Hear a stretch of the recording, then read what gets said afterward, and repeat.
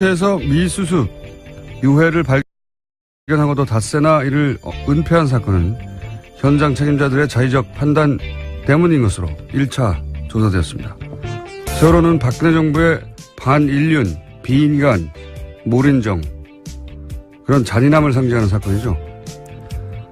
박근혜 정부 시절 헬스부 인사들이 초래한 사건이라고 변명해서는 안 되는 일입니다. 그런 일이 다시는 없도록 하겠다며 정권을 맡겨달라고 했던 거니까요. 이참에 헬스부 내 여전히 박근혜 정부 시절의 관성으로 세월호 문제를 상대하는 인사들이 있다면 행정적, 사법적 모든 책임을 물어 세월호 사건에 대한 의지를 확고하게 재천명해야 합니다. 그렇게 철저히 문책하고 사과할 일이죠. 그러나 세월호는 교통사고다. 천문학적 비용을 낭비한다. 특조위는 세금 도둑이다. 그렇게 유가족들을 모욕하고 조사를 방해하고 인양을 지연시킨 당사자들은 제발 입을 좀 다물어주세요. 다른 건 몰라도 세월호에 관한 자유한국당이 뭐라고 하는 건 참고 들어주기가 매우 힘듭니다. 김어준 생각이었습니다.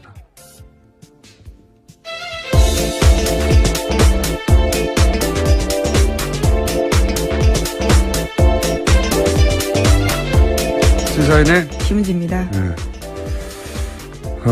세월호 관해서 헬스부 내에 그런 인사들이 그렇게 했다면 자유한국당은 좋아해야 되는 거 아닙니까?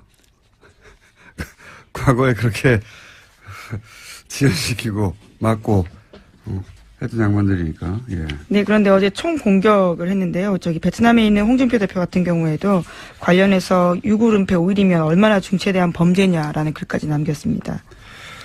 분위기 파악이 잘 안 되는 것 같아요. 본인도 했더니 일반 국민들에게 어떻게 받아들여지는지. 유가족들도 입을 좀 다물라고. 네, 페이스북에다 각각 썼는데요. 유경근 씨 같은 경우에는 자신의 페이스북에다가 자유한국당은 그 더러운 입에 세월호의 세자도 담지 말라라는 이야기까지 썼습니다. 몇 년간, 자신들이 한 일이 뭔지 잘 모르는 건지, 모르는 척 하는 건지, 모르는 척 하는 거겠죠. 예. 이건 공감대를 전혀 형성할 수 없는 발언이라, 말을 하면 할수록, 욕을 먹게 돼 있습니다. 자, 첫 번째 뉴스는요? 네, 어제 김관진 전 장관이 풀려났다라는 소식 전해드렸는데요. 이와 관련된 후폭풍이 큽니다. 이명박 전 대통령을 향해 가던 댓글 수사에도 차질이 불가피해졌다라는 전망이 나오고 있는데요. 한겨레신문에 따르면 검찰 조사 때 김관진 전 장관 같은 경우에는요. 이 사건이 제가 된다면 모두 자신의 책임이라고 이야기했다고 합니다. 그런데 구속 적부심 심사에서는 180도 달라진 태도를 보였다라고 하는데요. 김 전 장관은 사이버 심리전을 지시했을 뿐 정치 관여 댓글 작성 등을 지시한 사실이 없다라고 발뺌했다고 합니다. 제가 왜 2주 전부터 조중동이 왜 김관진 참군인 기사 쓰냐고 내내 몇 번이나 하루 이틀도 아니고 똑같은 논리로 돌아가면서 매체가 계속 기사를 쓰고 있다고. 이거 어디서 그렇게 쓰라고 한 거 아니냐고 몇 번이나 얘기했지 않습니까? 네. 그런 이유가 있어요. 구속 적부심 청구를 했고, 그것도 굉장히 이례적인 일인데. 그런데 그 이후부터 계속 그런 기사를 쓰거든요. 그래서, 누군가, 근데 이상했던 건 그런 기사 쓴다고 석방되는 게 아니에요. 예, 석방되기 불가능하다. 법조인들도 다 그렇게 전망했고. 그런데 다만 누군가 김관진 석방을 엄청나게 원하는구나. 예. 그래서 조중동 어디 모여서 같이 의논하냐고 계속 제가 얘기를 한 건데, 저는 반성합니다. 왜 반성하냐면, 그래도 설마 구속 적부심을 통해 석방이 되겠는가. 예. 그래서 이거는 여론 작업을 통해서 김관진 석방되더라도 여론 저항감을 좀 줄이고 또 구속 적부심 인용 결정하는 판사 부담도 줄이고 그러려고 하는 거다. 이런 말은 제가 못했어요. 왜냐하면 설마 이렇게 해가지고 정말 석방하려는 정지 작업일까 여론 작업일까. 역시 저쪽 분들을 상대할 때는 설마라고 생각하면 안 된다. 반성한다. 예, 어제 법원 판단 내용에 대해서 좀 나왔는데요. 한겨레 신문을 보면 법원에서는 증거인멸 조사를 앞두고 증거인멸 가능성에 대해서도 이렇게 이야기했는데요. 조사를 앞두고 다른 조사 대상자에게 연락해서 궁금한 사항을 물어보는 것은 본능의 영역이다라면서요. 김관진 전 장관 쪽에 손을 들어줬다라고 합니다. 예, 뉴스공장에도 나온 바가 있는 김기현 전 과장 같은 경우에 관련된 내용을 폭로하자 김관진 전 장관을 비롯한 당사자들의 통화가 아주 많았었는데 이에 대해서 이렇게 판단한 겁니다. 증거인멸도 다 본능의 영역이죠. 다 없애버리고 싶죠. 원래 도망가는 것도 본능의 영역이에요. 거짓말하는 것도 본능의 영역이고. 훌륭합니다. 예. 이 사안 관련해서는 저희가 굉장히 중요한 사건이라고 봐요. 예. MB의 반격. 예. 그런 맥락에서 저는 이해하고 그래서 저희 어제는 또 수능이어서 연결을 못했던 저희 전담 영장 해설판사 이정열 판사 연결하고요. 그리고 법리적 관점에서도 한번 짚어보고 또 그리고 이걸 뭐랄까요 의혹의 관점에서 주진우 기자하고도 연결해 봅니다. 김관진 전 장관과 관련된 혐의들 한번 짚어보려고 합니다. 예. 그리고 앞으로 설마라는 생각하지 않고 예. 이런 생각이 들 때마다 계속 문제 제기만 했거든요, 제가. 이 사람들 이러는 거는 이상하지 않냐고. 근데 이 얘기를 했었어야 하는 건데, 구속 조품심으로 설마 석방시키려고 하는 겁니까? 이런 질문을 했었어야 되는 건데, 에이, 설마 그렇게까지 생각했던 제가 잘못했습니다. 네, 그래서 같은 혐의로 댓글부대 관련된 혐의로요. 지금 구속되어 있는 임관빈 전 국방부 정책실장 같은 경우에도 어제 구속적부심사 청구했다라고 합니다. 그래서 오늘 같은 형사합의 51부에서 심리를 열고 구속이 합당한지 판단해서 석방 여부를 결정한다고 합니다. 이 논리 제공도 지금 조중동에서 열심히 하고 있어요. 김관진 전 장관은 이 부하들 구속돼 있는데 어떻게 적부심 신청하냐고 막 거절했다고 개뻥을 치고 있어요. 네, 그런 보도들이 일부 나왔습니다. 네, 그렇게 뻥을 치고 겨우 설득했다라는 취지 이야기인데요. 겨우 석방대에서 나가라 이걸 통해서 본인이 싫다고 그런 걸 겨우 설득했다는 겁니다. 부하들이 있는데 내가 어떻게 나가냐고. 그리고 또 곧이어서 이 부하가 이제 또 신청하는 거죠. 예. 아주 잘들 놀고 있어요. 제가 그 똑같은 주제로 대여섯 번을 계속 거론했던 이유가 이거였는데, 설마 이럴 줄 몰랐습니다.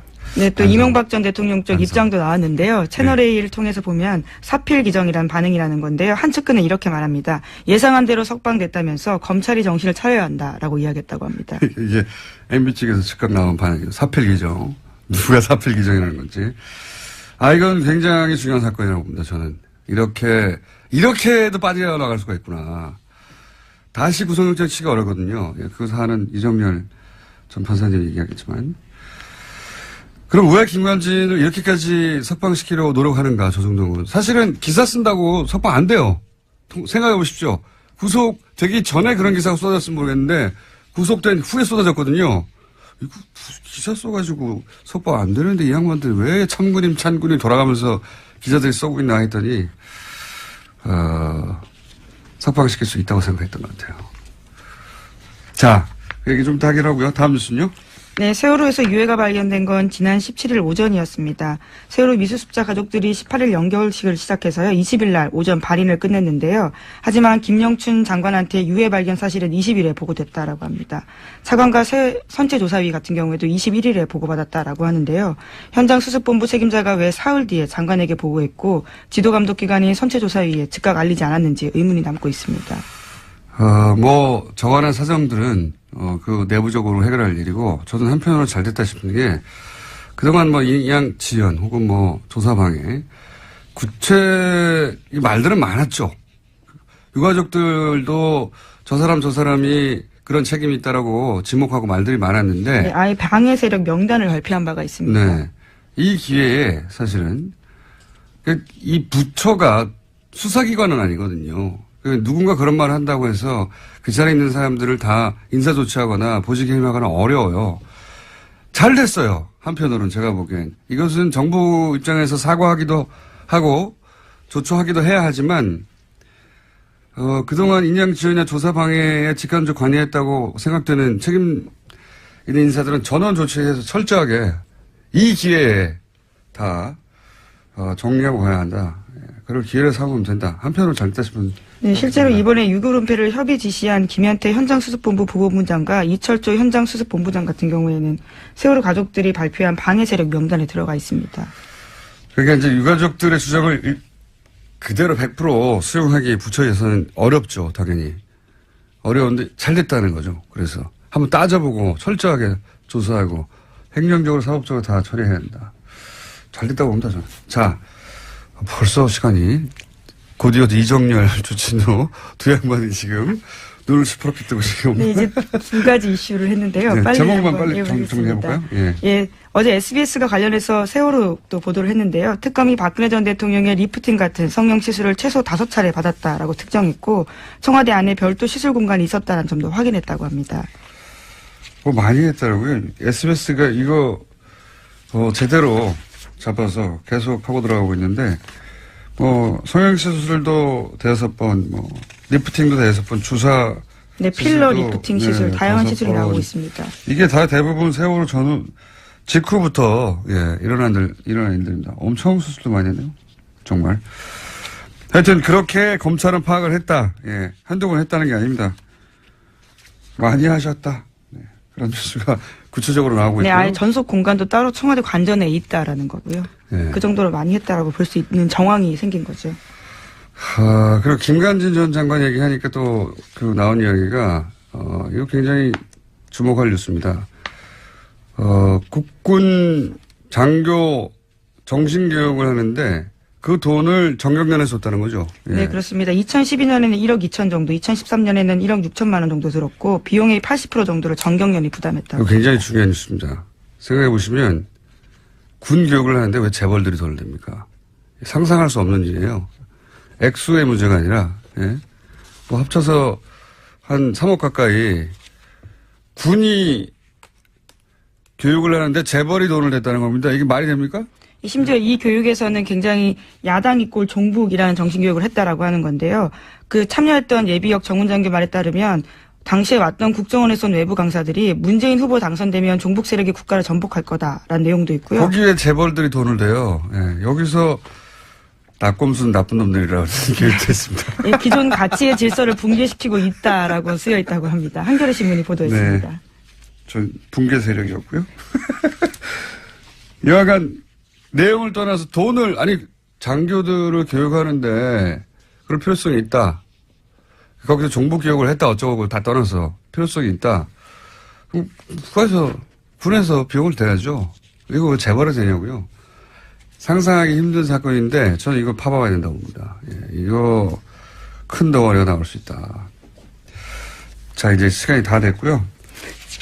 정말 자국만 읊어주시면. 예, 오늘 아침 경향신문이 보도한 내용인데 한상률 전 국세청장이 김대중 전 대통령의 비자금도 캐려고 했다라고 합니다. 왜 안 그랬겠어요? 왜? 예. 그리고요. 네, 그리고 검찰이 경찰의 국정원 대선 댓글 은폐를 재수사하기 시작했습니다. 어제 관련해서 압수수색이 있었습니다. 이게 이제 김관진, 김용판 쌍둥이 사건이라고. 네, 원세훈 전 원장까지 해서요. 예. 예. 아니 이 김용판 전 청장과 지금 김관진 전 장관은 검찰 수사의 관점에서 쌍둥이 사건이에요. 왜 쌍둥이 사건인지는 주진우 기자하고 잠시 후에. 그게 왜 쌍둥이냐? 그게 재밌습니다. 쌍둥이 사건이고. 자, 또 있습니까? 네, 어제 국민의당 안철수 대표와 바른정당 유승민 대표가 한자리에 모여서 통합 논의에 시동을 걸었는데요.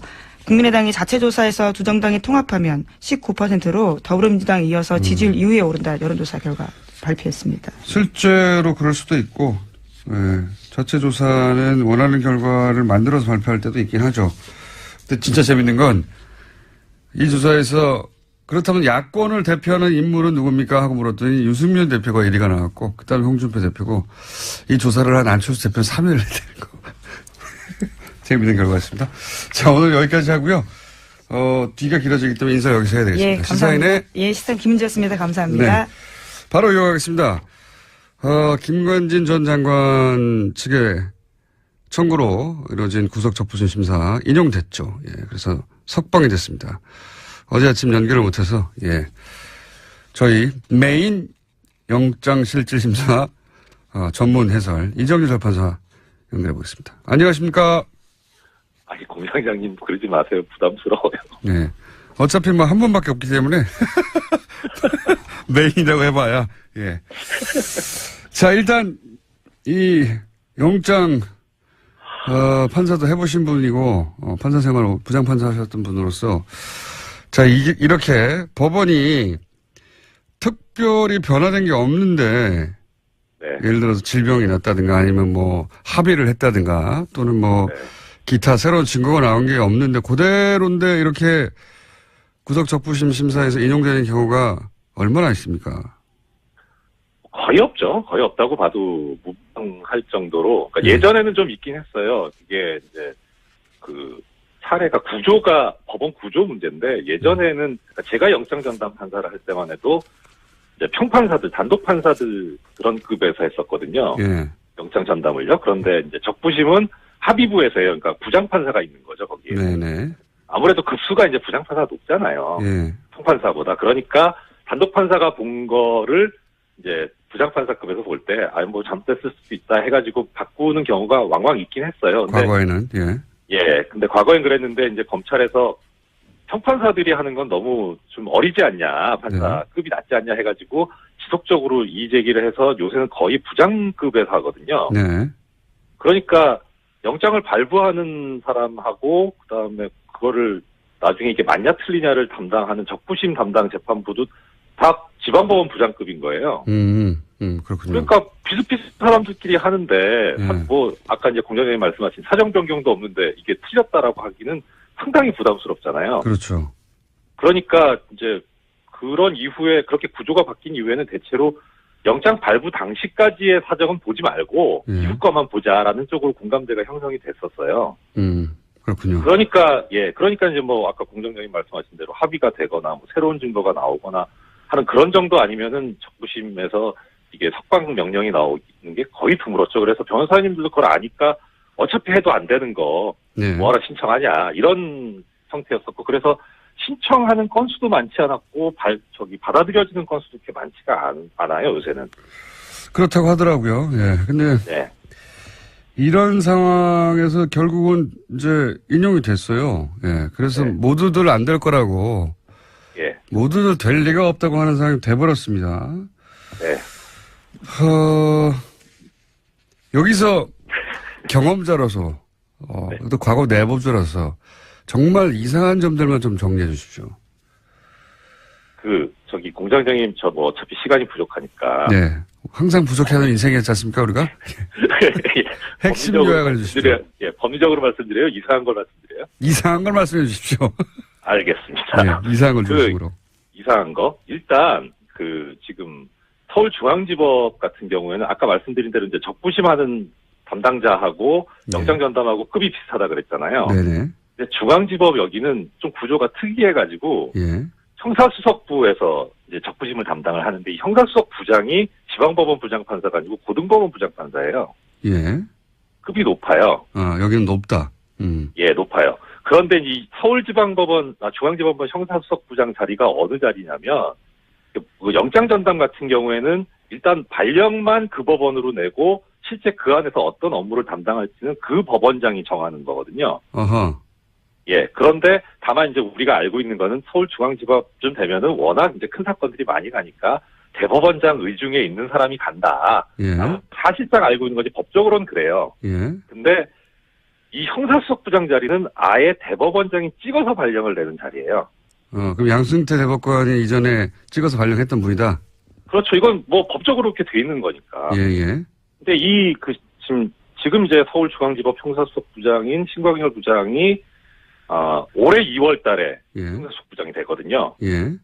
예, 이 형사수석 부장 자리가 정말 얼마나 막중한 자리냐면은 이 자리를 거쳐간 사람들이 대체로 법원 행정처를 거쳤다가 대법관이 돼요. 뭐 예를 들어서 전에 그 법관 블랙리스트 얘기 나왔을 때 주범이라고 지목됐던 임종원 법원행정처 차장도 이 서울중앙지법 형사수석을 거쳤거든요. 대단한 요직이다. 예, 그렇죠. 그러니까 사실 초반에 공장장님께서 반성한다고 하셨는데 저도 진짜 반성하고 드릴 말씀이 없는 게 이분을 너무 신경을 안 썼던 것 같아요. 예, 그러니까 영장 전담이 지금 처음에는 좀 약간 이상한데 하다가 정말 이상하다까지 온 이런 지금 상황까지 됐는데 예. 그런데 하물며 영장 전담도 그런 수준인데 수석부장이면은 이건 이제 정말 뭐 말할 수가 없는 거죠. 그야말로. 그러니까 저희가 지속적으로 지난 몇 달 동안 다뤘던 영장 담당 판사도 이상한 판결을 한다. 이상하다. 네. 양승태 전 대법관의 인사들이 그쪽 의중이 담긴 어떤 판결을 내리는 게 아니냐. 계속 이런 얘기를 해왔는데 이분은 더하다는 거죠? 그렇죠. 그래서 이게 그러니까 뭐 어떻게 뭐 법리적으로는 말씀을 드리려면 드릴 수는 있는데 뭐 그건 얘기 안 하기로 했으니까. 그런데 그게 아무리 합리적으로 설명해도 이해가 안 가는 부분은 급이 달라서 그러면 사정 변경이 없어도 적부심 받아줬다라고 하면은 그러면 이게 이런 김관진 전 장관 같은 사건 말고 일반 사건도 그래야 될 거 아닙니까? 일반 사건도 안 그래요. 그냥 비슷비슷해요. 이 적부심에서 받아들여주는 확방해주는 비율이. 그러면은 이건 좀 급이 달라서의 문제는 아닌 것 같아요. 뭔가 다른 게 있는 것 같아요. 다른 게 있는 것 같다. 그러니까 아마 그 다른 점은 주진우 기자님께서 나중에 잘 설명을 해주시지 않을까 저는 그렇게 생각이 되고 그래서 사실 이 법리적으로 여러 가지 말씀을 드릴 수는 있지만 저는 의미가 없을 것 같아요. 그럼. 법리의 문제가 아닌 것 같다. 그런 느낌이 상당히 많이 들어요. 그래서 일단 제일 관심이 가는 거는 이제 아까 김은지 기자님도 말씀해 주셨는데 그 김관진 전 장관의 하급자가 지금 자기도 적부심 신청했다는 거잖아요. 이게 관심이 가요. 이거 어떻게 할 건가. 이게 이제 그 다음 여론을 보고 결정할 수도 있겠죠. 이거 어떻게 되어가나. 그다음 또 하나 관심 가는 게 전병헌 전 수석이에요. 그러니까요. 그러니까 이 김관진 논리대로 하면은 전병헌 뭐 이건 영장 당연히 기각돼야 되거든요. 어떻게 되는지 한번 보죠. 그러니까 이 두 가지를 보고 정말 그야말로 정말 반성을 해야 되겠구나라는 생각을 해요. 설마는 없다. 형사 수석 부장이 누구냐의 문제였던 것 같다. 요약하면 법리의 문제가 아니라 이렇게 간단하게 정리를 했었습니다. 오늘 여기까지 듣고요. 나중에 시간 주세요. 다시 한번 할게요. 오늘은 할 일이 많아가지고요. 핵심만 짚었고요. 다시 한번 연결하겠습니다. 이거 저희는 계속 관심 가지고 지켜봐야 할 사건인 것 같아서. 맞습니다. 지금까지 법무법인 동안의 동안의 사무장으로 일하고 계신 이정열 전 부장판사였습니다. 감사합니다. 고맙습니다. 이번엔 이어서 여보세요? 김은지 기자하고 인사 안 했나요, 제가? 김은지 기자하고 인사 안 했답니다.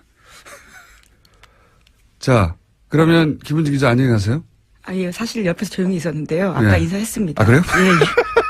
아니, 저희 PD가 김관진 전 국방장관 구속 후 보수 매체들이 참군인 김정은이 가장 무서워하는 김관진 같은 구명 기사를 하루 이틀도 아니고 연일 번갈아가며 썼었죠. 왜 그랬을까? 김관진 전 국방장관의 여러 혐의 관련해 취재를 해온 주진우 기자 연결해 보겠습니다. 안녕하십니까? 안녕하십니까? 관련 취재 오래 해온 사람으로서 김관진 석방이 이제 법리적 판단 이외에 어떤 사유가 있을 수 있다고 그런 의혹을 가지고 계십니까? 네네. 석방 이유가 댓글 관련 서류에 수백 차례 결제만 했을 뿐 지시가 없었다는 것인데 상명하복의 군 특성상 있을 수 없는 일이고요. 그건 뭐 상식적으로. 범죄 행위에 대한 결제는 확실한 이행 지시, 곧 명령을 의미합니다. 군에서는 특별히. 양승태 대법원장의 오른팔, 그러니까 신광열 형사수석부장 판사가 직접, 이분 정말 막후 실력자입니다. 이분이 직접 커밍아웃을 해야 할 만큼 법원은 안팎에서 다급하고 긴박하게 움직였습니다. 안팎에서 다급하고 긴박했다는 건 어떤 사정입니까? 구체적으로? 김관진이 구속되자 보수 세력의 코어가 직접 움직였습니다. 특별히 이명박 전 대통령 진영에서 분주하게 움직였습니다. 저는 그 이유가 김관진이 8년 넘게 국방부 청와대에서 무기 거래를 진두지휘한 사실상의 정점이라는 데서 찾고 싶습니다. 로키드 마틴, 그리고 사드의 국내 반입, 그리고 무기 거래의 숨은 계좌, 이 부분에 가장 중요한 사람이 김관진이었습니다. 그런 의혹을 가지고 계시다. 네. 그럼 주진우 기자가 그런 의혹을 가지고 오랫동안 취재해 온 것은 제가 알고 있는데, 검찰도 혹시 김관진 전 국방장관에게 그런 무기 사업과 연루된 혐의를 두고 있었나요? 예. 이번 구속영장은 이번에 구속된 이유는 사이버 사령부에서 댓글 공작의 주범이라는 판단 때문이었습니다. 네, 그렇죠. 근데 그 이외에도 청와대에서 세월호 일지를 조작한 혐의가 드러났었고요. 그리고 결국 검찰이 승부를 보려고 했던 것은 이명박 박근혜 정부의 무기 관련 아하. 거래 내용이었습니다. 이 부분에 대해서도 상당한 혐의를 두고 있었습니다. 김관진 장관이 무기 사업과 관련해서 입을 열 경우 보수, 그러니까 대한민국 보수의 뿌리가 통째로 뽑힐 거라는 위기감이 있었던 것으로 저는 파악하고 있습니다.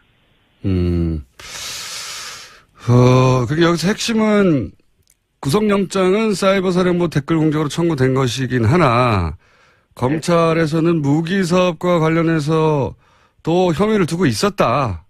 그렇습니다. 이게 이제 검찰 쪽에 그런 판단이 있었다고 하는데, 미국 쪽에도 이런 취재를 주진우 기자가 오랫동안 해왔지 않습니까? 미국 쪽에서도 네. 혹시 들은 이야기는 없습니까? 그렇습니다. 제가 이 혐의 때문에 지난달 미국 워싱턴에 방문했었는데요.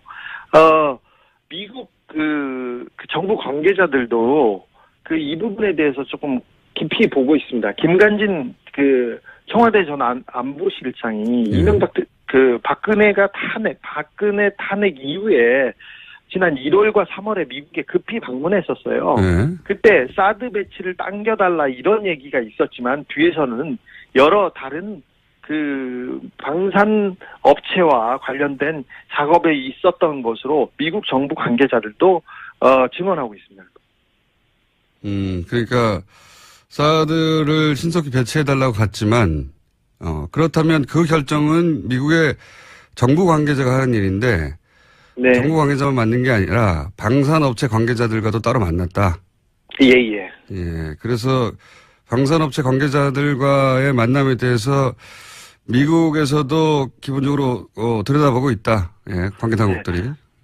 김관진 전 장관을 어느 업체와 특별히 로키드 마틴과 특별히 결탁된 사람으로 보고 있었습니다. 미국에서도. 예. 국내에서도 그런 얘기는 많이 나왔습니다만, 확실한 물증이 없다 보니까 이제 그런 의혹만 여기저기서 제기되고 말았는데, 미국에서도 그런 혐의를 두고 있다. 네. 김관진 장관이 워싱턴에 머물렀을 때 로키드하고 그때 결탁된 것으로, 그리고 여러 가지 한 2년 정도 가족과 함께 맞물렀죠. 네, 그렇습니다. 그래서 그때 만났다. 가족과 김관진 장관의 뒤를 봐주고 여러 가지 친밀한 관계에 있다는 것은 명확한 것 같습니다.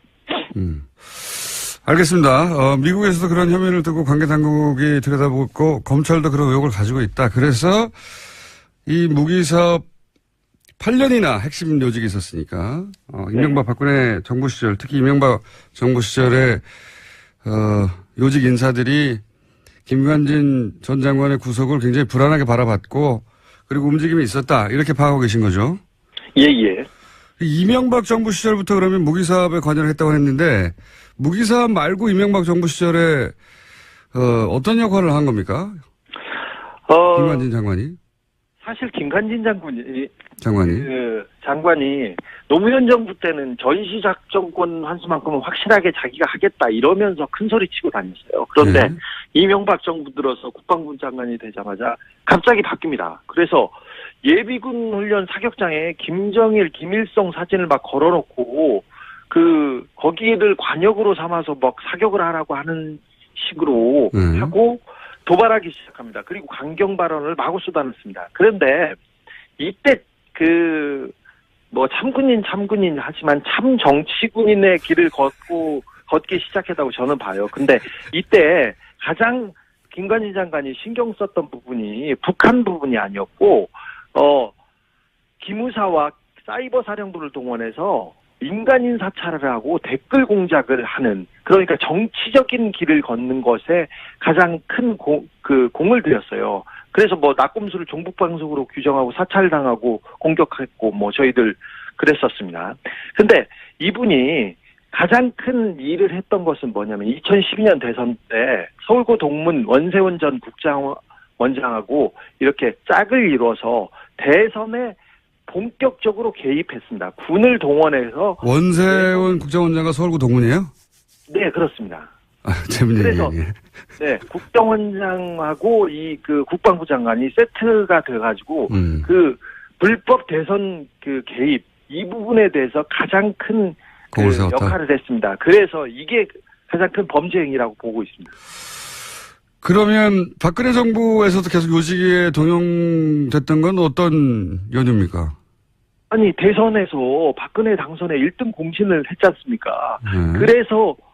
그래서 일단 기본적으로 점수를 땄겠죠. 군인을 동원해서 직접 대선 개입에 나섰습니까? 그런데 사실 이 부분은 진짜 메가더가 오더라도 대선 개입을 했다면 구속되는 게 맞습니다.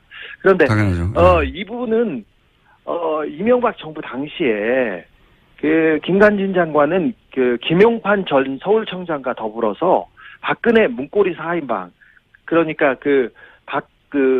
지금 문제가 구속된 전원과 그리고 이춘상 씨하고 직접 소통한 거의 몇 안 되는 인물이었어요. 아, 그래요? 김관진 장관은 정윤회를 형님으로 모시는 유일한 사람이라고 정윤회가 형님으로 모시는 유일한 사람이라고 정유라가 증언하기로 했었죠. 그러니까 정유라 씨의 증언에 따르면 정윤회 씨가 형님으로 모시는 분이 김관진 전 장관이고, 그렇다는 얘기는 사실은 문고리 그때 당시에는 4인방이죠. 이춘상 씨 보좌관. 네, 그렇습니다. 돌아가시기 전이니까 문고리 4인방과 직접 소통했던 사람이다. 네, 직접 소통한 몇 안 되는 사람입니다. 자, 김용판 청장 얘기가 나와서 그러는데, 네. 김용판 전 서울청장이 국정원대권 은폐 관련해서 대법원 무죄를 받았잖아요. 근데 어제 갑자기 그 수사 라인 압수수색을 검찰이 했어요. 이 압수수색이 방금 이야기한 내용과 관련이 있습니까? 그렇습니다. 박근혜 정부 하에서도 국정원 대선 개입 의혹을 수사했습니다. 근데 당시에 그러니까 대선 개입하고 그다음 발표 이런 부분이기 때문에 수사선상에 김용판 전 서울청장이 올랐었는데, 당연히 올랐는데.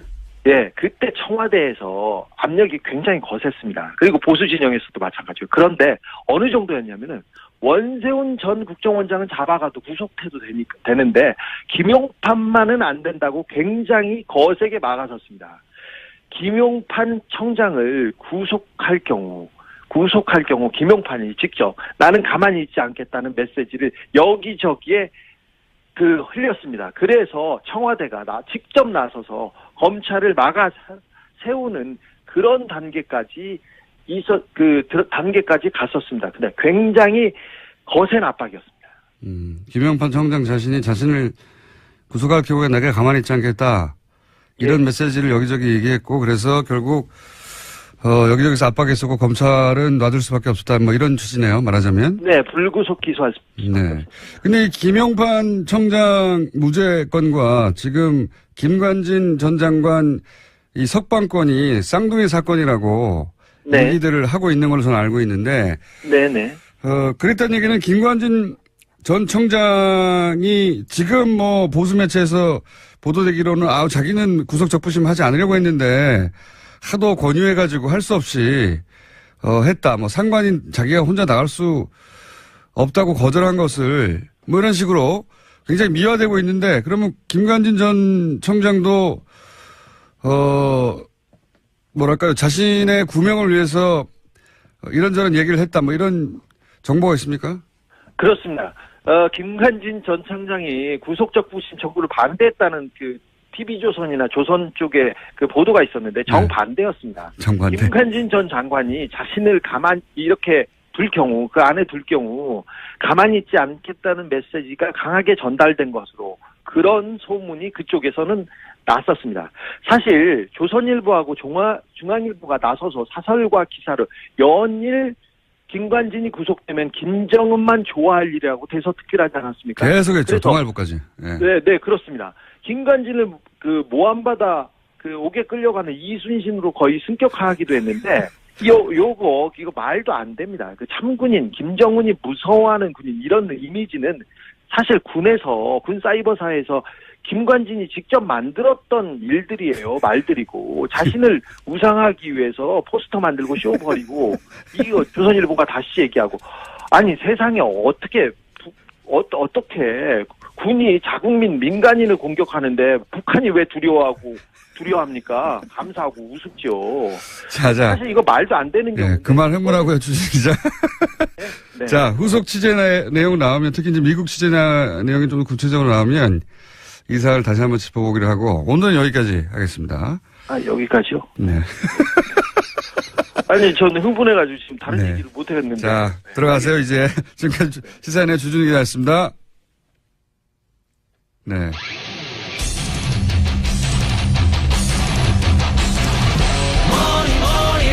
네. 시사인의 주준희 기자였습니다. 인사했는데 인사도 안 할 거라 말했네요. 예.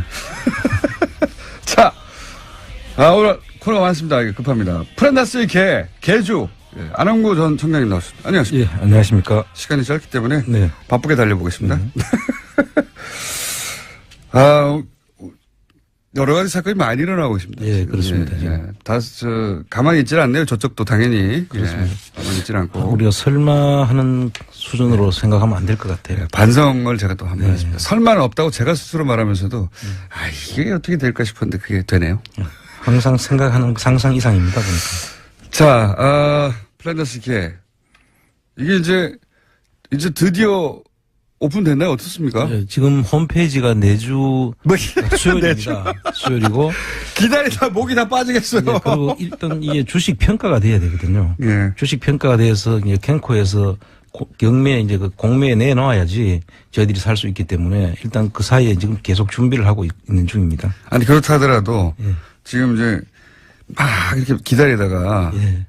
이번 주 되겠지 하다가 지쳐가는 분들을 위해서 빨리 해주시고요. 자, 오늘 주제는, 시간이 7분밖에 안 남았네요.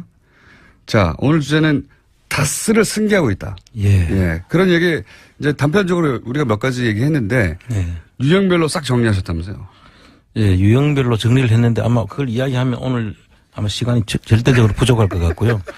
이렇게 보시면 될 것 같습니다. 지금 우리나라 대기업이나 그 돈을 가진 분들이 2세들한테 물려주기 위해서 하는 모든 방법들이 이 다스에 다 찾을 수 있다. 예를 들면 이제 그 유형 자세한 부가 설명 못 하시더라도 유형이 대충 어떤 게 있습니까? 유형을 보자면은 이제 처음에 그 시드머니를 만들어주죠, 보통. 그건 이제 삼성의 방식이었죠. 예, 삼성의 아들한테 60억 줘가지고. 그렇죠. 16억만 세금을 내게 한 다음에 그걸로 몇 조를 만들어버렸죠. 그렇죠. 결국 삼성을 먹었어요. 예, 지금 회장 승계를 했죠. 승계 작업이 끝났고. 삼성 방식인데 이제 그거는 이제 안 통하게 됐죠, 지금은 사실. 재벌. 이제 전부 다 눈이 있으니까요. 다 예. 보는 사람들이 많고. 재벌 사이즈에서는. 그런데 이제 또 다른 경우에는 보면 그 기술이 있는 중소기업들을 그 기술 이전을 받기 위해서 이제 납품을 시키죠. 그래서 납품을 다 받고 난 다음에는 그 기술을 탈취해서 그 회사를 납품을 끊어버리면 그 회사는 이제 망하니까. 오사를 하니까. 그러면 그 회사를 인수해버리고. 인수해버리고. 예, 그러니까 좋은 기술 있는 중소기업을 먹는 거죠. 그렇습니다. 예. 처음에는 일감을 줘가지고 막 이제 키운 다음에 갑자기 끊어가지고 어려움을 처하게 만든 다음에 싹 먹어버리는 거. 그렇습니다. 예, 그런 방식. 그리고 뭐 그 일감을 또 그 계속 몰아주기 해서 일감 몰아주기에 대해서는 지금 증여세를 물리고 있습니다. 일감을 몰아주는 경우에는. 그래서 그 일감을 몰아주는데 이 회사의 경우에는 좀 다스 경우에는 비상장 회사다 보니까 감시가 안 되고 있지 않습니까? 재벌은 뭐 20%인가 30% 이상 물가를 몰아주면 세금을 매기잖아요. 그렇습니다. 예. 근데 이건 눈에 안 보이는 것이었기 때문에 열심히 몰아주고 있었다 이거죠. 예, 몰아주고 있고 그다음에 그러니까 앞에 유형 그러니까 뺏는 것도 하고 있었죠. 그렇습니다. 몇 번 저희가 알려드렸었는데. 근데 그 작은 그 회사를 만들어 가지고 실질적인 그 다스의 계열사들을 같이 붙이는 작업. 그러니까 위장 계열사들을 합병을 하는 거죠. 또 하나의 방식은 위장 계열사 합병. 그 전번에 그 다원이라는 것은 100만 원에 이제 인수를 하는. 예, 600억짜리 매출을 일으키던 회사였는데 예. 인수를 100만 원에 했죠. 그렇습니다. 같은 편이거나 아니면 일부러 어렵게 만들어서 뺏었거나 둘 중에 하나. 그렇습니다. 하여튼 그런 일이 또 일어나고 있고 그 대기업이 하던 일 방식인데 이제 대기업이 오랜 세월 개발해온 노하우들 법을 피하기 위해서 완전히 한목에 습득을 해가지고 그거를 적용하고 다 있습니다. 적용을 해가지고 그러니까 다스가 워낙 주목을 많이 받고 예. 이명박 전 대통령 주식은 하나도 없고 그런데 회사는 물려줘야 되겠고 이런 고충이 있다고 상정을 해보면 예. 방법이 뭐가 있겠냐. 그렇습니다. 방법은 기존의 재벌들이 수십 년간 개발해온 노하우들을 총동원해가지고 승계하는 작업을 실제로 우리가 모르는 사이에 하고 있었는데 예. 그게 2014년도부터 시작이 되는 것 같고요. 2015년도에는 SM이라는 회사를 이시영 씨 그 등기회사 유일한 그 등기회사. SM이라는 회사를 하나 세우면서 이 작업을 시작하는 거죠. 그래서 예. 예. 하고 해외에는 지금 법정 대표를 다 바꾸고 있었지 않습니까? 네. 그 법정 대표를 바꿔가지고 중국에 있는 4개 회사 알짜배기 4개 회사는 전부 다 이시영 씨 100% 다스에서 출전 회사고 나머지는 합작 회사들은 중국인이 이름으로 지금 돼 있거든요. 네. 그러니까 알짜 회사들은 다 이제 대표로 되어가고 있고. 그리고 인사를 다 하고 안에서는 또 CFO로서 자금을 전부 다 관리하는 쪽으로 예. 실질적인 장악을 다 이미 하고 있는 중입니다. 그러니까 이제 그림은 아마 그랬던 것 같아요. 이제 근데 저희가 이제 석 달 전부터 140억 떠들기 시작하면서 이것들이 밝혀지고 있는 건데요. 승계도 하고 있었구나 이렇게 밝혀지고 있는 건데 140을 포기했으면 된다니까요. 계속 그렇죠. 얘기했지만. 그랬으면 저희들의 주목을 안 받게 된 거죠. 그 140억 받았다고 할 때부터 이 140억이 결국 발목을 잡을 것이라. 그렇습니다. 예언을 여러 차례 한 바 있습니다. 발목을 잡기 시작했는데 요는 이겁니다. 이세영 씨한테 회사를 하나 만들어주고 예. 그 회사에다가 일감도 몰아주고 시드마니도 애초에 줬겠죠. 예. 시드마니도 들어가고 그다음에 이거 탈취한 거 아닌가 싶은 형태의 그런 회사 인수도 있고 그리고 이거 위장 계열사였나 싶은 회사도 있고 그리고 또 그렇게 일감을 몰아주기도 계속하고 있었고 예. 그렇게 막 등치를 키우는 거죠. 예, 등치를 키운 다음에 이게 이 회사가 결국 모 회사를 먹어버리거나 그죠? 예, 그렇죠. 그 SM이라는 회사를 키워서 결과적으로는 모 회사를 집어먹는 그러면서 그 모 회사를 집어먹기 쉽게 하기 위해서는 해외로 또 자금이 나가야 되거든요. 예. 해외 투자를 하는데 해외 투자했는 데를 보니까 대부분 다 결손이에요. 그러니까 그건 또 이제 대기업이 잘 쓰는 방법 중 하나가 해외 투자를 척했다가 일부러 망하게 한 다음에 예. 일부러 망하게 했으니 그다음 들여다볼 필요가 없지 않습니까? 그렇죠. 그 돈이 돌아서 돌아오는 경우. 예, 검은머리 외국인으로 해서 돌아오거나 아니면 그 관리가 그쪽에서 되고 있으니까 예. 국내에서는 알 길이 없죠. 그러니까요. 그러니까 해외 알짜들은 이미 대표이사가 돼버린 상태고 그렇습니다. 눈 밖에 나야 있어서 모를 거라고 생각한 거죠. 그렇습니다. JTBC의 특종이었고 그리고 국내에서는 이렇게 몸집을 계속 키워가고 예. 해외에서 실패한 듯 처리된 회사들을 통해서 이렇게 돈이 돌아서 돌아온 정황 뭐 그런 의혹들 중에 하나 밝혀진 게 이제 1,800억대였나요? 1,485억. 네. 조그만 회사. 예. SB 글로벌 로지스라는 예. 그 포장지 회사죠. 포장지 회사여서 이 회사는 포장지를 납품하고 다스로부터 돈을 받아야 되는데 예. 거꾸로. 뜬금없이 1,400억, 1,500억대를 다스에 입금합니다. 그렇습니다. 그런데 이 돈은 미국 엘리바마에서 뭐 생긴 클레임 때문에 들어온 돈이다. 그렇게 뭐 이렇게 해명을 하죠. 그렇게 거기서부터 돈이 흘러서 다시 돌아와서 다 써들어간 거 아닌가. 말이 안 되는 해명이죠. 네, 뭐 이런 식으로 보통 요거 건건이 다 하나하나가 다 사건입니다. 그렇습니다. 하나하나 사건인데 이게 종합적으로 풀 패키지로 이루어지고 있었다. 자, 이게 다겠냐? 그렇습니다. 앞으로도 계속 나올 것 같은데요. 예. 지금 나오는 대로 저희들이 다 소개를 해드리고 왜 이렇게 했느냐 그러면 그 박근혜 정부에서 이루어지는 사건들이거든요. 이게 그 박근혜 정부를 너무 지나면은 좀 문제가 생길 수 있다고 생각해서 그렇죠. 보수 정권 하에서까지는 보호가 되는데 예. 혹여라도 정권이 바뀌면 이거 안 되겠다 싶어서 작업을 2년 전부터 한 것 같아요. 이명박근혜라는 그 표현이 딱 맞는 것 같아요. 지금 예. 보면. 자, 그렇게 승계가 마구 되고 있는 와중에 떡 걸린 거죠. 예. 딱 걸려서 저희가 계속 들여다볼 예정이고 플랜다스에게는 그럼 다음 주에 드디어 나옵니까? 예, 플랜다스 계를 통해서 완전히 이제 저희들이 그렇게 못하도록. 알겠습니다. 안항구 청장님이었습니다. 감사합니다. 예, 감사합니다. 3부에서 뵙겠습니다. 쭉 저희가 이 시간에 인터뷰했던 분입니다. 박재홍 마사회 전 감독, 더불어민주당 김영건 의원 기억나시죠? 예. 두 분이 안 나오실 것 같더니 또 나오셨습니다. 김영건 의원 나오셨습니다. 안녕하십니까? 예, 반갑습니다. 네. 그리고 지난주 출연도 얼마 안 된다고 더 이상 안 나오겠다고 하셨던 박재홍 정 마사회 감독님 오늘 또 한 번 나오셨습니다. 감사합니다. 안녕하세요. 예. 마이크를 정확하게 대주시고, 예.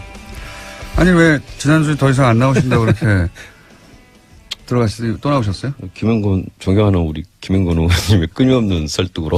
네. 그거 전부입니까? 또 친구들, 또 오래된 친구들한테 전화도 많이 오고 그러더라고요. 많이 듣나 봐요. 제가 봤을 때 별로 인기 없을 것 같은데. 예. 방송 끝나고 났더니 전화도 막 오고 그래가지고, 많이 듣나 싶어가지고, 다시 한번 자리에 오신. 지난주 못 들으신 분들 위해서 간단 요약을 할게요. 지난주 박재홍 전 마사회 감독님은 사실은, 국가대표 감독의 자격 요건으로 사실은 최순실과 함께 독일에서 앞으로 오게 되는 것으로 알고 있었던, 선수들을 훈련시키려고, 최순실의 그 승마장, 독일 현지 승마장에 합류하셔서 준비를 하시다가, 아니, 이게 일이 뭐 제대로 돌아가는 게 하나도 없네. 하고 돌아오신 분이에요, 3개월 만에. 근데 그 3개월 동안 겪었던 일들이 있는 거죠. 그리고 가기 위해서 있었던 일들, 예를 들어서 뭐, 최순실 씨가 갑자기 전화 와서 독일로 와달라고 해서 아니 뭐 당신이 오라고 한다고 내가 갈 수 있는 게 아니다. 마사회 소속이고 얘기했더니 잠깐 기다려봐. 5분 있다가 전화 와가지고 마사회하고 다 얘기됐어. 했더니 진짜 5분 후에 다 해결이 됐더라. 그런 이야기. 그리고 처음에는 그냥 승마하는 학생의 학부모 그중에서 좀 이렇게 그래도 실력이 좀 있나 보다. 아는 사람 좀 많나 보다. 이런 학부형 정도로 생각했는데, 독일에 가서 일이 뜻대로 안 되자, 삼성전자 사장 당장 오라고 해. 그랬더니 진짜 와. 그랬더니, 처음에는 안 올 것 같아 하다가 실제로 왔더라. 아니, 삼성전자 사장은 이제 승마협회 회장이기도 한데, 삼성전자 사장한테 전화해서 오라고 할 수 있는 사람이 누가 있느냐. 그래서, 단순히 학부형이 아니다. 뭔가 있다. 이렇게 생각하기 시작하신 거고. 지난주에 했던 얘기입니다. 그리고 이제 선수를 뽑아야 되는데. 이 선수 뽑아달라. 저 선수 뽑아달라 해도 다 안 된다고 하더라. 근데 나중에 알고 봤더니 정유라 선수 씨가 싫어한다고 해서. 그러니까 선수 선발 자체를 사실은 일개 선수가 좌지우지하고 있더라. 이것도 알게 되었고. 그리고 분명히 삼성이 이제 최순실의 회사 코어스포츠와 계약하여 이 승마 지원비를 줬는데 그 돈이 집행이 안 되더라. 알고 봤더니 최순실 씨가 혼자 그걸 쥐고서 그 요약하면 사실은 선수단이 독일에 가서 훈련을 해가지고 2020년 도쿄올림픽 실제적인 임무는 지원팀장이었는데 팀장으로서 역할을 전혀 할 수 없었던 거죠. 2020년 승마팀을 위해서 갔는데 알고 봤더니 돈도 최순실이 그냥 쥐고 쓰고 선수는 정유라 혼자였다. 그냥 그들을 위한 지원이었다. 그걸 깨닫고 이제 돌아오신 겁니다. 여기까지가 지난주에 요약이었고 지난주 이야기를 굉장히 시큰둥하게 이 방송 누가 듣는다고 하면서 자꾸 부르지 말라고 나 이제 바쁘다고 하다가 일주일 만에 다시 많이 듣네요 하고 돌아오신 박재홍 감독님과 뒷이야기를 이어서 가보도록 하겠습니다. 뒷이야기 첫 번째가 당시에 이제 독일 현지 승마장이 있었어요. 그죠? 그런데 이 승마장을 삼성이 지원해 준 것이다, 사실상. 삼성이 모나미를 통해서 우회 지원한 정황이 있죠. 요 이야기가 왜 중요한지는 좀 더 설명을 드리겠는데, 요 얘기가 굉장히 중요합니다. 요 이야기는 이제, 의원님이 좀 정리를 해 주시죠. 왜 삼성의 현지 승마장 지원이 중요하냐? 이게 이제 우리가 궁금했던 게 삼성이 권력의 피해자였느냐. 그렇죠. 예. 박근혜 대통령이 지원하라고 해서 했느냐. 해서 어쩔 수 없이 지원을 하게 된 거냐. 예. 아니면 삼성이 최순실과 박근혜의 비정상적인 관계를 이미 알고. 예, 정보력을 통해서 파악을 하고 예. 적극적으로 개입한 사실이냐. 완전히 다른 예, 얘기죠. 이게 완전히 다른 얘기죠. 예. 이게 매우 중요한데 이 독일에서 지원하는 과정을 보면은 오히려 후자가 아니냐라는 판단을 하게 되는 거죠. 자, 예. 그 삼성은 법정에서도 그렇고 2015년 7월 25일에 처음으로 최순실의 존재를 알게 되었다 예. 얘기합니다. 요 날이 특정된 이유는 뭐냐면 이때 이제 박근혜 전 대통령을 면담했거든요. 그렇죠. 예. 그러니까 박근혜 전 대통령이 이재용 부회장을 면담해서 예. 지원해 줘라 최순실. 예, 지원해 줄 것을 요구하고 임원 교체를 요구를 하는데 다음 날 바로 임원 교체가 됩니다. 네. 예. 실제 그 요청이 이루어졌는데 예. 그래서 이제 논리는 대통령이 해달라고 했는데 그렇죠. 어떻게 예. 안 해줘? 근데 알고 봤더니 최순실이었다 예. 이런 거고. 공식적으로 삼성의 이재용을 통해서 나온 얘기는 그러니까 정유라의 존재를 알게 된 것은 2015년 7월 25일이 기점이다. 이게 삼성의 입장인 거예요. 대통령이 말해서 하게 됐다는 예. 겁니다. 근데 의혹은 뭐였냐면 그게 아니라 삼성이 사실은 최순실의 존재를 이미 알고 있었고 최순실의 존재를 독점해서 그렇죠. 이득을 얻기 위해서 독점했고 그렇죠. 그게 중요한 거죠. 그 대가로 말 등등등을 지원하였는 거 예. 아니겠는가. 이러면 완전히 다른 얘기니까. 근데 이제 그것과 이 승마장 지원이 연결되어 예. 그 전에 알고 있었던 정황으로 승마장 구입이 등장하게 되는 겁니다. 그죠? 그렇죠. 예. 자, 이제 요 이야기는 어떻게 시작되냐면 그리고 그것 말고 예. 오늘 이제 박지원 감독께서 그보다 더 이전에 예.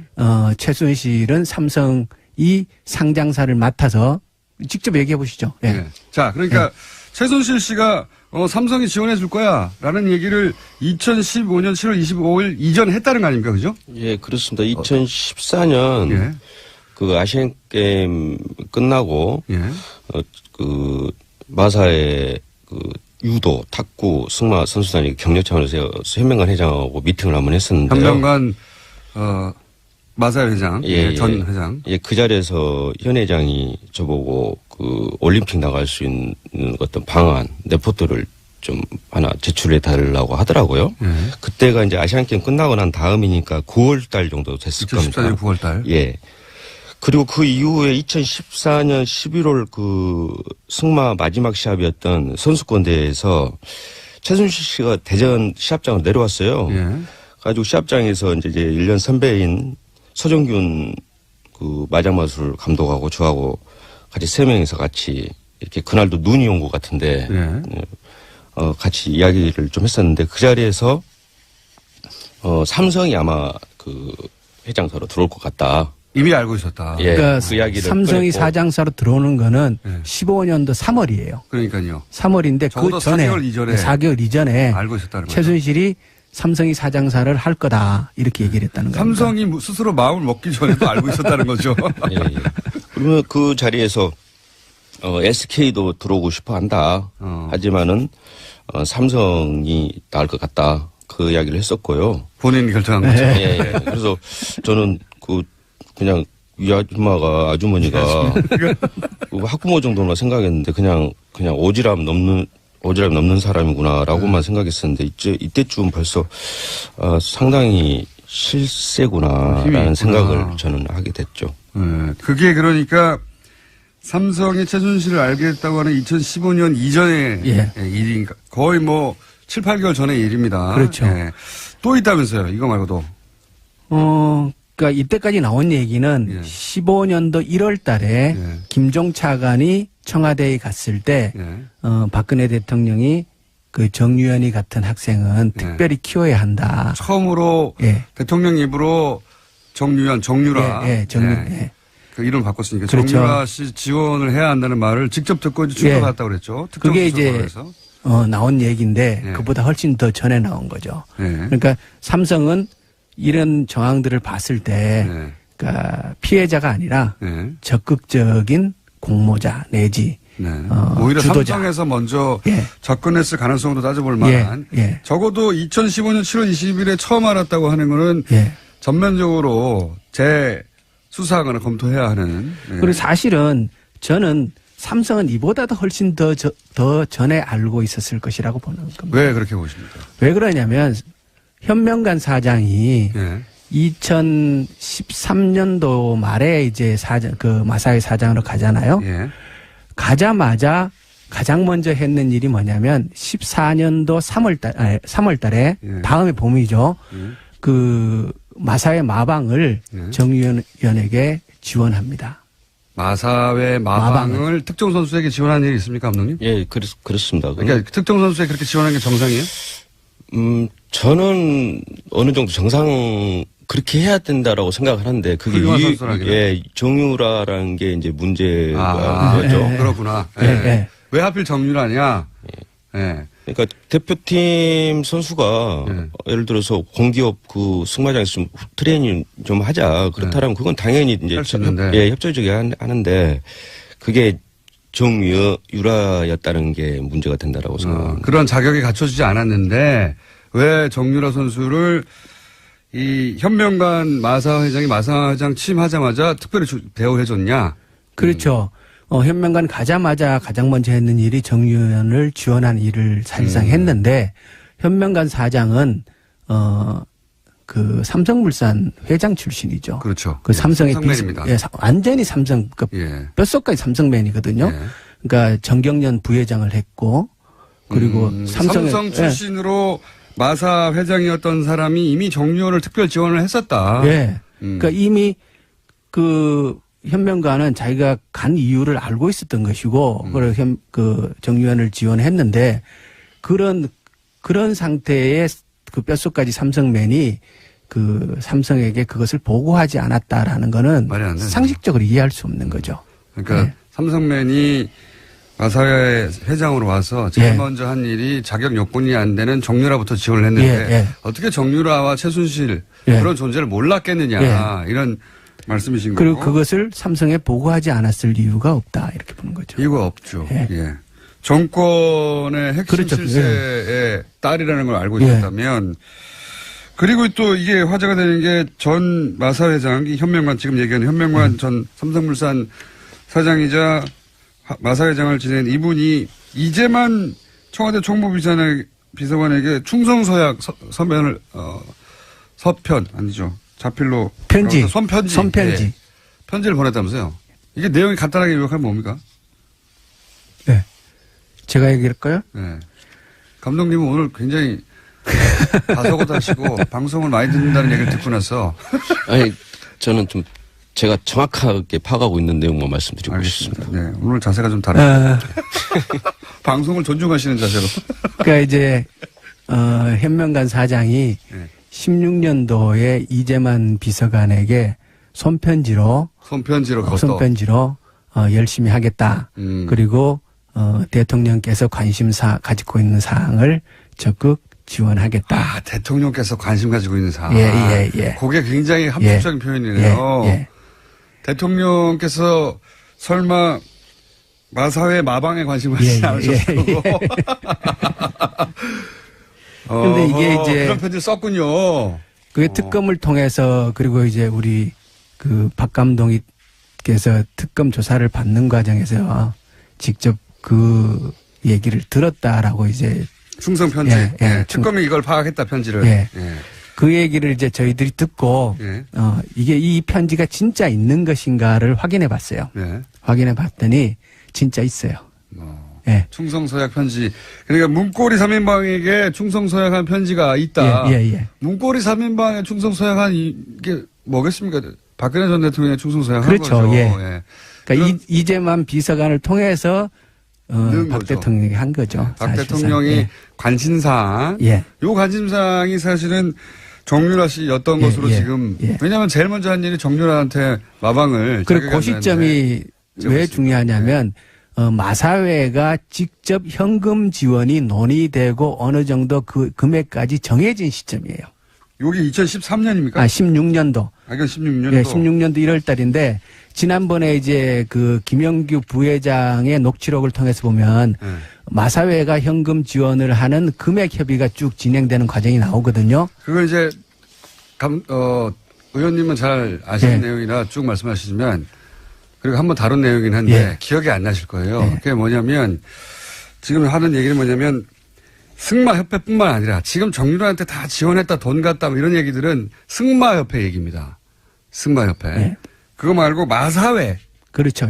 지금은 마사회도 지원을 하려고 했다. 결과적으로는 안 했어요. 근데 그래서 마사회는 그 현명한 회장은 나는 최순실 모른다고 막 발뺌하고 있거든요. 그런데 사실은 모를 수가 없는 게 마사회가 정유라를 훨씬 더 큰 금액으로 지원할 계획을 갖고 있었다. 그렇죠. 그 얘기를 지난번에 했습니다. 최순실 측에서 요구를 크게 했고, 마사회에는 그 협의를 들어간 거고, 나중에 금액이 어느 정도 결정되고 나서 그것이 회장에게 직접 다 보고된 기록이 있어요. 근데 요 내용은 여기 계신 또 감독님 덕분에 터져 나오게 됩니다. 왜냐하면 지금 쭉 이해하고 계신지 모르겠는데, 그러니까 마사회도 최순실을 모른다고 하든 마사회도 사실은 정유라 최순실을 지원하려고 했는데 그 사실이 어떻게 터져 나오냐? 지금 이제 감독님이 독일에 갔다가 3개월 만에 이거 일 못하겠다고 도저히 이게 정상적인 지원이 아니고 최순실 지원이고 정유라가 마음대로 하는 거다 하고 이제 돌아오셔요. 돌아와서 마사회가 돌아가야 되잖아요. 정상적으로 돌아가려고 그랬는데 이분이 잘립니다. 마사회에서. 한마디로 말하면 왜 잘린 거죠? 감독님? 이제 돌아오기 전에 독일에 있을 때 코아 스포츠에서 나와가지고 코아 스포츠와 감독 계약을 하자라고 해서 제가 정중히 거절을 했습니다. 그리고 1월 8일 날 제가 파견 나가 있으나 철수를 제 임의대로 했죠.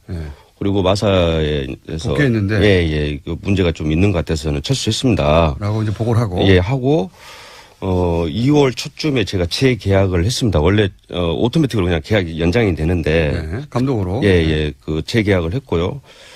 그런 상황에서 2월 중순경 해가지고 갑자기 이제 그 마사의 부회장 하고 안계명하고 그다음에 최진영 승마 담당 가지고 있는 자리에서 사표를 좀 내달라. 갑자기 사표를 내라? 느닷없이 그러더라고요. 당연히 복귀하는 수순이고 다들 그렇게 알고 있었는데 어느 날 갑자기 사표를 내라? 저도 황당했고 거기에서 이제 직원들도 황당했죠. 그런 상황에서 저는 이제 뭐 애들 장난도 아니고 그냥 잘라라. 너를 잘라라? 잘라라. 그렇게 하고 나와가지고 바로 제가 휴가를 내버렸습니다. 그거는 믿음이 갑니다. 잘라라고 하실 성격이세요? 그 정도는 합니다. 원래 좀 하는데 상당히 저 입장에서 상당히 당황했죠. 한 15년, 16년 가까이 다녔던 회사에서 갑자기 뭐 사표 내라 마라 하니까. 내가 잘못한 게 뭐 있다고 갑자기 왜 이러나. 초딩도 아니고 무슨 사람을 다뤄버리려고 하는 그런 상황이었죠. 그래서 다뤄버리려고 하면 담근다는 표현입니까? 조금 틀릴 것 같은데요. 다룬다는 게 뭐죠? 사람을 보냈다가 뭐 파견도 자기들이 시켰고 현 회장이 나가라고 했으니까 나갔고 제가 임의대로 들어오니까 말 안 들으니까 자른 거 아닙니까? 다뤄버린 거죠 완전히. 승마업계 전문 용어입니까? 말을 다룬다 할 때 다룬다 이런 건가요? 마음대로 한다 이런 거죠? 제가 알기로는 김어준 진행자께서 자주 쓰는 말로 제가 알고 있는데. 저는 다룬다는 표현을 쓰지 않고 보낸다거나. 그래요? 더 훨씬 세게 말씀하시네요. 어쨌든 막 다룬다 이거죠? 사람을. 이게 뭐냐 이게 갑자기. 근데 알고 봤더니 그게 사실은 최순실한테 밉보여서 그렇다. 요약하자면 그런 거 아닙니까? 그렇죠. 그렇게밖에 생각이 안 들죠? 그렇게밖에 생각이 들 수밖에 없는 거죠. 전혀 잘못한 거라는 거는 최순실의 말을 안 들었다는 거잖아요. 그 시기가 나중에 알고 보니까 지금 뭐 이재만이 편지 현명관 회장이 이재만이한테 보낸 그 편지라든가 그 시기하고 맞물려요 또. 그래가지고 사표를 못 내겠다. 그냥 잘라라. 그런 상황에서 제가 그 휴가를 내고 그냥 잠적했습니다. 근데 계속 이제 그것도 문자 믿음이 들어오고. 갑니다. 잠적했다는 것도. 예. 그래서 계속 아는 친한 직원들한테도 연락이 오고. 내가 스스로 관두지 못하겠고 예. 당신도 그럼 나를 잘라 이거 아니에요. 예, 그렇습니다. 그리고 난 간다 그러고 가버린 거 아니에요. 그때 마사회가 자르긴 하는데 예. 그 김영규 부회장의 녹취록에 보면은 예. 우리도 어쩔 수 없지 않느냐. 우리 그렇죠. 입장을 이해해 달라. 그러면서 예, 이제 예. 주고받았던 예. 대화 속에 예. 뭐가 나오냐면 아니 원래 이 마사회에서 예. 돈을 몇백억 지원하려고 그러지 않냐. 예. 알고 계셨던 거죠. 예. 그랬더니 부인하지 않죠. 예. 통화 녹취에 따르면 부인하지 않고 이제 달래기 위해서 예. 얘기를 하는데 그 와중에 드러난 겁니다. 아 마사회도 예. 최순실을 전혀 모른다고 했는데 정유라 마방을 내주고 시작하자마자 회장으로. 그리고 나서 계속 모른다고 했는데 몇십억이었죠? 200억 대였나요? 처음에 650억 650억. 얘기하다가 그다음에 뭐 250억, 125억 이렇게 가다가 나중에 이제 그때 최종적으로 40몇 억인가 20몇 억인가 지원을 예. 약속하고 그게 구체적으로 진행이 되다가 우리 그 박 감독이 들어와 가지고 박 감독님은 그 내용을 아실 수밖에 없는 게 그 플랜 초안을 짜셨다면서요? 예. 직접 초안을 짜셨다면서요, 감독님? 예. 저는 이제 그 중장기 로드맵을 제가 그 기본적인 건 제가 작성을 했다라고 특검에서도 이야기를 했고요. 예.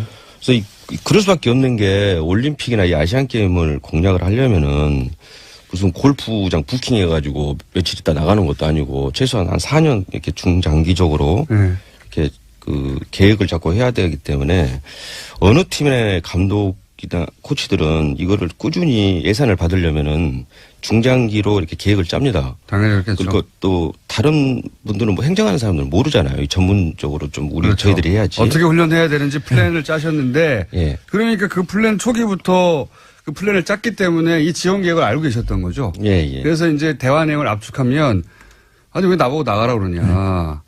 그래서 이제 어쩔 수 없지 않냐 이런 대화를 막 오고 갑니다. 그러면서 이제 감독님이 얘기하는 것이 아니 이렇게 돼가지고 사실 그 지원 어쩌면 몇십억을 지원했을 일을 그렇죠. 일이 이렇게 불거져가지고 지원 안 하게 됐으니까 내 덕분 아니냐. 예. 오히려 회사가 그때 만약에 몇백억 혹은 몇십억을 최순실한테 지원했어 봐라. 마사회도 다 연루돼가지고 큰일 났을 거다. 이런 항변을 하죠. 맞습니다. 그렇죠. 예. 사실 큰 일을 한 거죠. 마사회 입장에서 보면은 마사회가 최순실 게이트에 직접 더 깊숙이 거기 빠져들고 줄줄 구속될 뻔했죠. 예.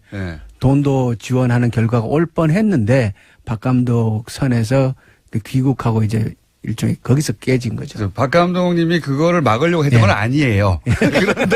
그런데 서로 다투다가 맞아요. 당신 어떻게 나를 잘라? 내가 이렇게 구해줬는데 거기서는 아니 그건 맞는데 지금 일이 이렇게 되니까 얼떨결에 의인이 되신 분입니다. 아니 막으려고 했던 건 아닌데 아니잖아요. 말씀을 약간 이상하게 기분 나쁘게. 네, 막으려고 했던 건 아닌데 결과적으로 내가 막았지 않느냐. 예, 맞아요. 이런 대화를 하다가 들켜버린 거죠. 예, 제가 생각보다 상식적이에요. 상식에 맞는 행동을 하는 사람인데 너무 상식에 어긋나고 있을 수 없는 상황들이 너무 벌어지니 그냥 제 임대로 철수를 한 겁니다. 그래. 그러면서 이제 항변을 하는 그 통화 속에 실제로 돈을 지원하려고 했던 내용이 나와버린 거죠. 예. 그래서 사실 상식에 맞는 분이 그 국가대표 감독이었잖아요. 굉장히 이렇게 명예도 있고 소중한 자리였는데 이 과정을 통해서 결국 해직되고 그 다음에 나중에 소송당해 특검에 불려다니고 왜냐하면 조사받고 현명만 전 회장이 그 허위사실 유포로 이거 사실 아니라고 막 고소고발하셨죠. 그래서 지금 당하고 계십니다. 그리고 지금 뭐 레슨 때문에 바쁘다고 하지만 해직당한 분이 뭐가 바쁘겠어요. 이렇게 말씀하시면 어떡합니까? 아니, 아르바이트도 하시고. 뭐 살짝 바쁘단 이야기죠. 살짝 바쁘다. 아니, 그때는, 이거 누가 듣는다고 그래. 이런, 심정이셨고, 빨리 가야지 대충 하고. 근데 방송을 하더니 여기저기서 30년 된 친구도 막 전화하고 그래서, 다시 나가야 되겠구나. 저희가 부른 거 아니에요? 다시 나가야 되겠구나. 아니에요. 왜 그랬습니까? 근데 이제 세상이 빨리 정상화돼 가지고 저는 원래 위치로 가야 한다고 생각을 합니다. 마사회 감독에서 잘리신 건 그냥 순전히 최순실에게 밉보여서 그런 거거든요. 실력의 문제가 아니라 돌아가셔야 될 분인데 그리고 이제 본의 아니게 마사회를 구하신 거 아닙니까? 본의 아니게. 그리고 얘기를 들어보니까 예. 이 승마 쪽은 예. 국제대회에서 성적을 내는 연령이 40대 이후래요. 아, 오히려요? 예, 왜 오히려. 그렇습니까? 그러니까 그게 이제 그 종목별로 다 조금씩 다르겠지만은 제가 승마에서는 무식한 이제 소리 들은 장애물을 구분 못 해가지고. 예. 좀 그 부분은 확실하게 좀 해주셨으면 좋겠습니다. 네. 네. 그 말을 최소한 다룰 정도 실력이라면은 한 20-30년은 이게 선수 생활을 해야만이 아, 예, 말과 실력이 일치가 되는 나옵니다. 거군요, 그렇습니다. 결국은. 그래서 전번 올림픽에서 금메달 땄던 그 닉 스켈턴이라고 영국 선수도 64살이었습니다. 아, 그리고 그 네, 종목에. 아주 특이한 종목이죠. 아, 그렇군요. 네. 오래 말을 다루고 말을 이해해서 일체감을 느끼고 이제 말과 한동안 해야 되는 나이. 이게 어린 때는 안 되는 거군요. 네, 그렇습니다. 그래서 선수로 출전하실 수도 있겠네요, 여전히. 네, 여전히 네. 가능성이 높은 선수. 실제 올림픽 자격 요건을 따는 성적을 낸 그 최근에 거의 유일한 분 아닙니까? 그럼 감독님 자랑 좀 아니라 해주세요. 예, 선수로서도 다시 한번 올림픽에서 뵙는 것으로 올림픽에서 그리고 만약에 메달을 따가지고 올라가시면 뉴스공장 얘기 좀 해주세요.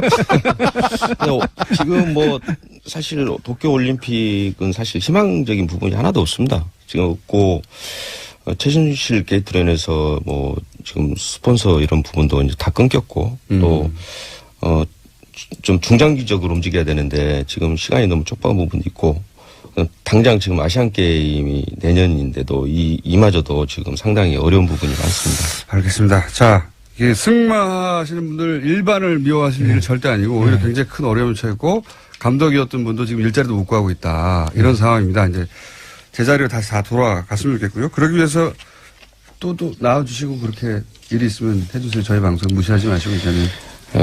연구해 보겠습니다. 자, 오늘은 여기까지 해야 되겠습니다.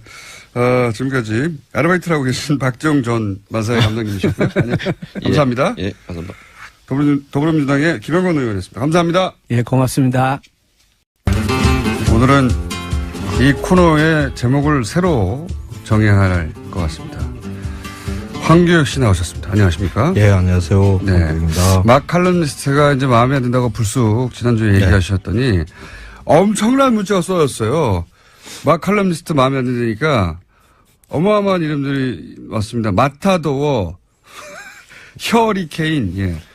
마탁 다식자, 혀준, 혀장금, 예. 현안설원, 혀르가즘, 혀가 날아든다. 혀갈량. 만나대왕, 예. 고난의 막군, 예. 만마미아. 마테랑. 막가이브. 막가이버. 마추픽추도 있고. 기미교육. 맛자르트. 기미교육. 예. 맛파더. 맛물리에. 예. 맛마미아. 예. 뉴스공장 청취자들의 수준이 그대로 적나라하게 드러나는 네. 순간이라고 저는 생각을 합니다. 얼마나 이 해악이 넘칩니까? 일단 오늘은 뭘로 하고 혀준으로 해볼까? 혀장군. 혀준 황교익 선생. 일단 오늘은 이걸로 채택해 보겠습니다. 하루. 네. 예. 혀준 황교익 선생님. 그러니까 저 같은 일을 하는 그 사람이 조선 시대에 예, 그 한 분이 벌써 계셨어요. 아, 그래요? 예. 누가요? 그 허균 선생. 이야, 비슷하네. 허균 선생의 후에 혀준. 그 허균 선생이 그 1611년에 낸 책이 그 도문대작이라고 있거든요. 예. 그 도문대작이 이제 그분이 이제 평소에 드셨던 음식 중에 정말 맛있었다라고 생각하는 그걸 갖다 목록으로 이렇게 만들었어요. 네. 그래서 조금 아주 자세하진 않지만은 어느 지역에 지역별로. 어떤 게 맛있다. 이 그 허균 선생의 이 굉장히 잘 살은 집안이거든요. 그러니까 프랑스는하고 같은 이제 그거죠. 자매 형제죠. 그래서 그 워낙 부자로 잘 살았고 뭐 관직도 웬만큼 모르고 뭐 이러면서 이제 아주 많이 드셨나 봐요. 잘 드셨나 봐요. 그러다가. 근데 이제 그때 잘 먹었다는, 뭐, 양반이고, 또, 직위도 있고, 돈도 있었으면 잘 먹긴 했겠지만, 딱 음식을 주제로 이렇게 남기는 거는 드물지 않습니까? 드물죠. 그 당시에 양반들이. 그러죠. 그러다가 흑윤 선생이 조금 그 조선시대에 좀 빼딱했어요. 네. 그러니까 그 홍길동전을 머릿속에 떠올려 보면 돼요. 그 홍길동전의 저자거든요. 한글로 소설을 쓰고 사대부가. 그다음에 그 내용도 보면 그 일반 대중이 읽으라고 한 건데 그런 그렇죠. 거군요. 그 신분 제도에 대한 그 불만. 아버지를 아버지라 부르지 못하는. 그렇죠. 그리고 실제로 그 흑윤 선생이 그 친구들 중에 이게 서자가 많았대요. 그러니까 똑똑한 서자들이 많은데 이거 뭐 관직이 나가지 못하는 뭐 그런 걸 갖다 많이 봤겠죠. 그리고 따로 이렇게 그 국가를 건설하려고 하는 이런 게 마지막에 이렇게 슬쩍 그렇죠. 보이죠. 이 시스템이 가지고 있는 불합리함에 대해서 그렇죠. 그러니까 소설로 풍자한 거죠. 그렇죠. 그래서 빼딱한 그 흑윤 선생이 그러니까 귀향을 가게 돼요. 저 먼 바닷가로 이렇게 귀향 가가지고 뭐 쓸 거 없는가 이러다가 많은 사람들이 이제 그때 그때 귀향 가서 쓴 도문 대작이 귀향살이 하면서 너무 예전에 먹었던 게 너무 그리워가지고 이렇게 썼을 것이다. 라고 쓰는데 저는 그렇게 생각하지 않아요. 조선의 그 금욕주의, 그 유교 자체가 그 금욕을 굉장히 강조하거든요. 탐욕을 부리지 말라는 건데 이제 식탐도 마찬가지로 이제 취급했는데 이제 거기에 대해서 한 방 먹이는 거죠. 그게 아니다. 인간의 본능이고 음식이 그렇죠. 이게 맛있다, 저게 맛있다, 막 온갖 이야기를 맛있다라는 걸 갖다가 쭉 써놓고 그 시절에 자유주의자였네요. 말하자면. 책 제목도 도문대작 이렇게 지어놓은 게 이 도문대작의 뜻이 푸죽한 앞에서 입맛을 쩝쩝 다신다 이 뜻이거든요. 전데요.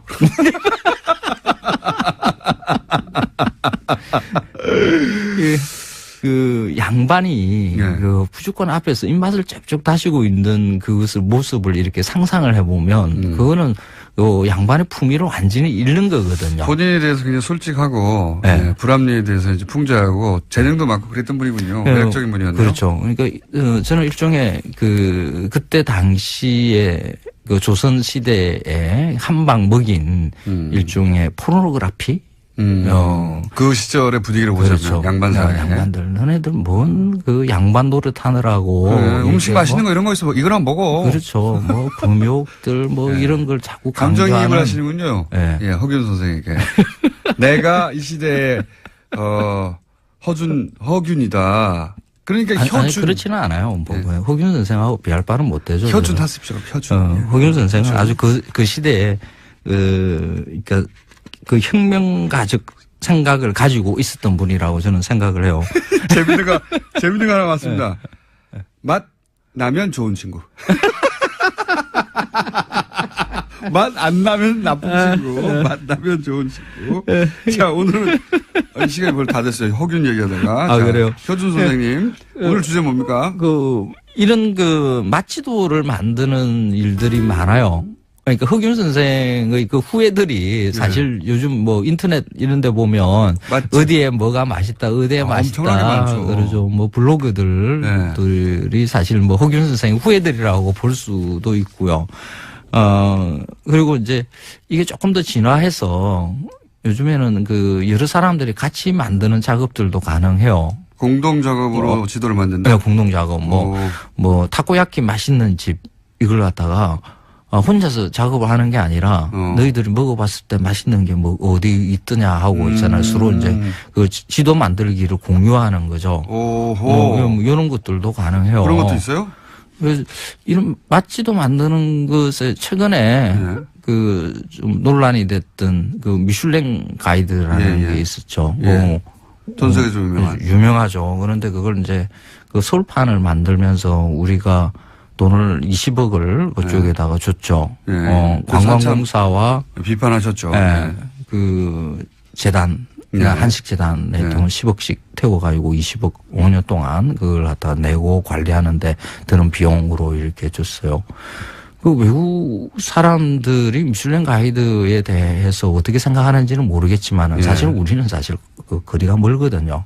미슐랭 가이드 책 보면 우리가 일상에서 먹는 음식들이 아니라 굉장히 비싼 음식들이 이렇게 쭉 먹는 그것도 그렇고 이제 네. 서양 물론 뭐 사람의 입맛이나 게 맛있으면 다 맛있다고 하더라도 서양인의 입맛과 미적 감각에 맞춰진 기준이거든요. 그렇죠. 예. 그리고 거기에서 점수를 매기는 사람, 예. 이 사람이 누구인지가 비공개예요. 예, 맞습니다. 그리고 어떻게 점수를 매겼다라는 것들 그것도 또 비공개예요. 그러니까 예. 완전한 비공개 상태에서 그냥 식당만 찍거든요. 예.